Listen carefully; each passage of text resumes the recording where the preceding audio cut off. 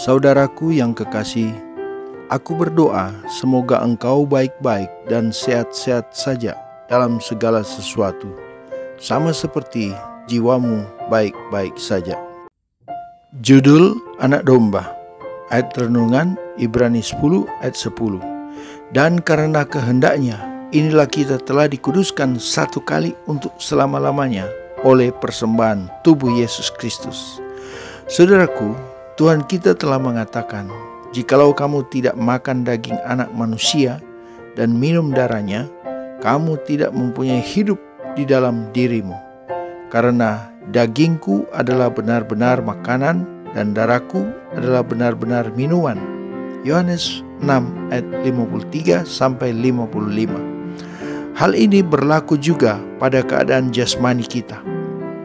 Kita berhutang kepada kematian Kristus untuk hidup di dunia ini. Roti yang kita makan dibayar dengan tubuhnya yang sudah dipecah-pecahkan. Air yang kita minum dibeli dengan darahnya yang sudah dicurahkan. Tidak pernah seorang pun, orang saleh atau orang berdosa, makan makanannya sehari-hari, kecuali ia diberi makan oleh tubuh dan darah Kristus. Salib di Golgota tertera pada setiap ketul roti. Saudaraku, dan lebih benar pula perkataan Kristus, itu berkenaan dengan sifat rohani kita. Ia menyatakan, barang siapa makan dagingku dan minum darahku, ia mempunyai hidup yang kekal. Adalah oleh menerima hidup bagi kita yang dicurahkan di salib di Golgota. Kita dapat hidup suci, dan hidup ini kita terima oleh menerima perkataannya, oleh melakukan perkara-perkara yang diperintahkannya. Dengan demikian, kita menjadi satu dengan Dia. Barang siapa makan dagingku, katanya, dan minum darahku, ia tinggal di dalam aku dan aku di dalam dia, sama seperti Bapa yang hidup mengutus aku dan aku hidup oleh Bapa. Demikian juga barang siapa yang memakan aku akan hidup oleh aku. Yohanes 6 ayat 54, 56 dan 57. Untuk perjamuan suci, ayat-ayat ini dikenakan dalam pengertian khusus. Bila iman merenungkan pengorbanan Tuhan kita yang besar itu, jiwa menyerap kehidupan rohani Kristus.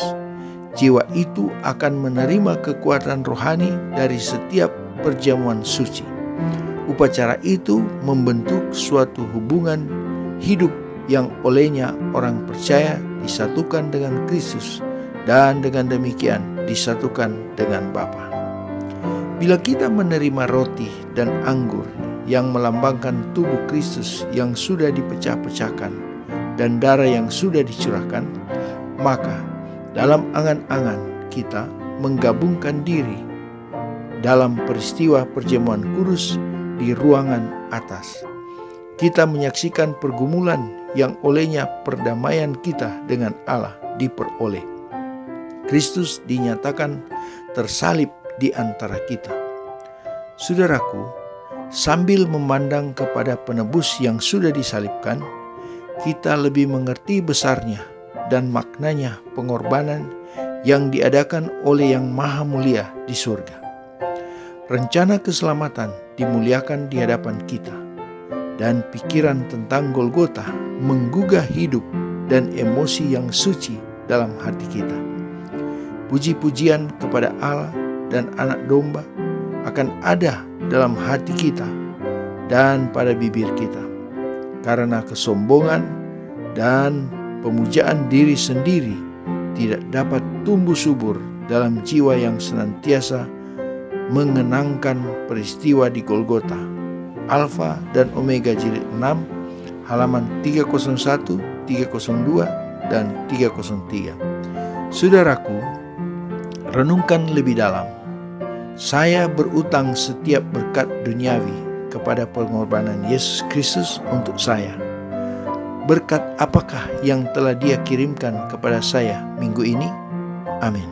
Tuhan Berkatilah semua orang yang sudah mendengar dan menyaksikan renungan rohani hari ini. Berkatilah setiap rencana dan aktivitas sepanjang hari. Lukas pasal 11 ayat 28. Tetapi ia berkata, yang berbahagia ialah mereka yang mendengarkan firman Allah dan yang memeliharanya. Amin.